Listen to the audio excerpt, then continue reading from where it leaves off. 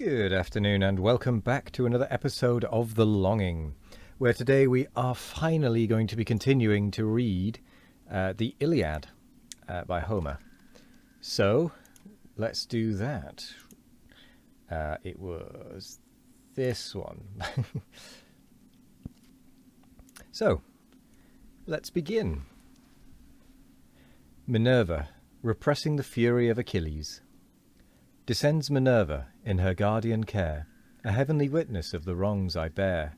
From Atreus' son, then let those eyes that view the daring crime behold the vengeance too. Forbear, the progeny of Jove replies, to calm thy fury I forsake the skies. Let Achilles, to the gods resigned, to reason yield the empire o'er his mind. By awful Juno this command is given, the king and you are both the care of heaven. The force of keen reproaches let him feel, but sheathe, obedient, thy revenging steel. For I pronounce and trust a heavenly power, thy injured honour has its fated hour. When the proud monarch shall thy arms implores, and bribe thy friendship with a boundless store, then let revenge no longer bear the sway, command thy passions and the gods obey. To her Pelides with regardful ear, 'tis just, O goddess, I thy dictates hear. Hard as it is, my vengeance I suppress, those who revere the gods will bless. He said, observant of the blue-eyed maid, then in the sheath returned the shining blade. The goddess swift to high Olympus flies, and joins the sacred senate of the skies. Nor yet the rage his boiling breast forsook, which thus redoubling on Atrides broke. O monster mixed of insolence and fear, thou dog in forehead but in heart a deer! When wert thou known in ambushed fights to dare, or nobly face the horrid front of war? 'Tis ours the chance the fight of fighting fields to try, thine to look on and bid the valiant die. So much 'tis safer through the camp to go, and rob a subject than despoil a foe. Scourge of thy people, violent and base, sent in Jove's anger on a slavish race,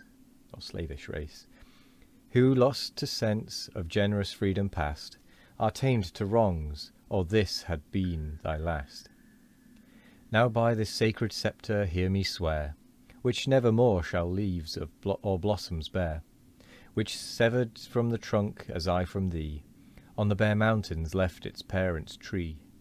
This sceptre formed by tempered steel to prove, an ensign of the delegates of Jove, from whom the power of laws and justice springs, tremendous oath inviolate to kings. By this I swear, when bleeding Greece again shall call Achilles, she shall call in vain. When flushed with slaughter Hector comes to spread the purpled shore with mountains of the dead, then shall thou mourn the affront thy madness gave, forced to deplore when impotent to save. Then rage in bitterness of soul to know this act has made the bravest Greek thy foe. He spoke and furious hurled against the ground, his sceptre starred with golden studs around. Then sternly silent sat, with like disdain, the raging king returned his frowns again.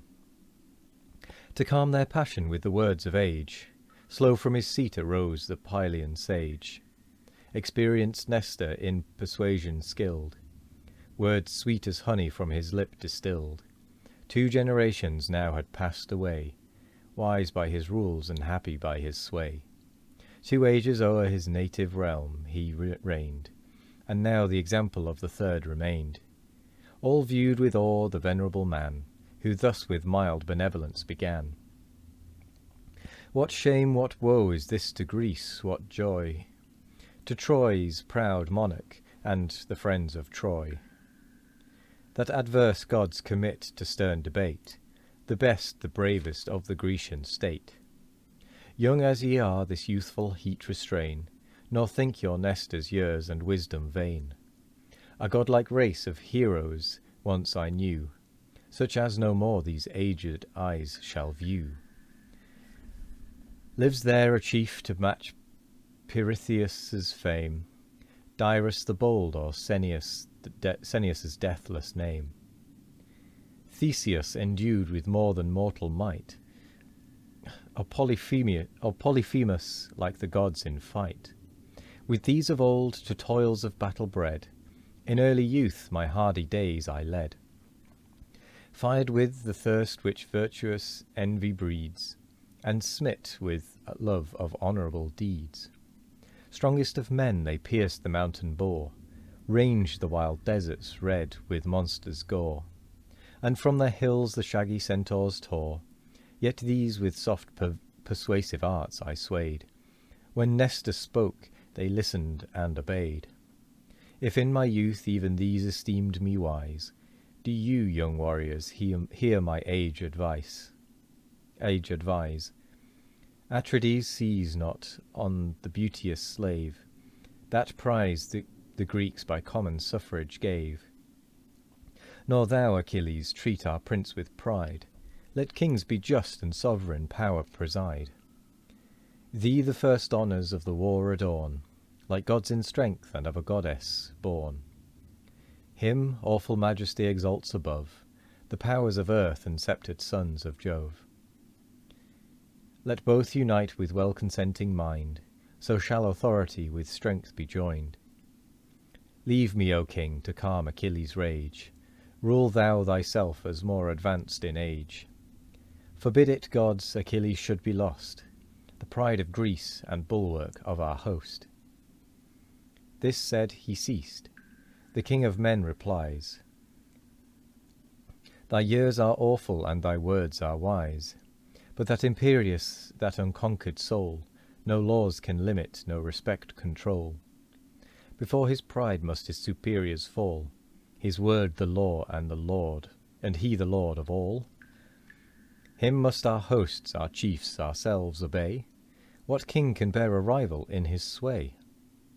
Grant that the gods his matchless force have given. Has foul reproach a privilege from heaven? Here on the monarch's speech Achilles broke, and furious thus and interrupting spoke. Tyrant, I well deserved thy galling chain, to live thy slave and still to serve in vain. Should I submit to each unjust decree? Command thy vassals, but command not me. Seize on Brises, whom the Grecians doomed, my prize of war yet tamely see resumed, and seas secure no more Achilles draws his conquering sword in any woman's cause. The gods command me to forgive the past, but let this first invasion be the last. For know thy blood, when next thou darest invade, shall stream in vengeance on my reeking blade. At this they ceased, the stern debate expired. The chiefs in sullen majesty retired. Achilles with Patroclus took his way, where near his tents his hollow vessels lay. Meantime Atrides launched with numerous oars a well-rigged ship for Chrysa's sacred shores. High on the deck was fair Chryses placed, and sage Ulysses with the conduct graced. Safe in her sides the hecatomb they stowed, then swiftly sailing cut the liquid road. The host to expiate next the king prepares, with pure lustrations and with solemn prayers. Washed by the briny wave, the pious train are cleansed and cast the ablutions in the main. Along the shore where whole hecatombs were laid, and bulls and goats to Phoebus's altars paid. The sable fumes in curling spires arise, and waft their grateful odours to the skies. The army thus in sacred rites engaged, Atrides still with deep resentment raged. To wait his will two sacred heralds stood, Talthybius and Eurybates the good. Haste to the fierce Achilles' tent, he cries, thence bear Briseis as our royal prize. Submit he must, or if they will not part, ourself in arms shall tear her from his heart. And with that, we come to the end of the episode. So, thank you very much for joining me today. I hope you all have a wonderful morning, evening, afternoon, or night, no matter what time of day it is. I hope you all have a wonderful one of it. And as always, we will be back with more of The Longing, where we'll continue to read the Iliad. So, thank you and goodbye.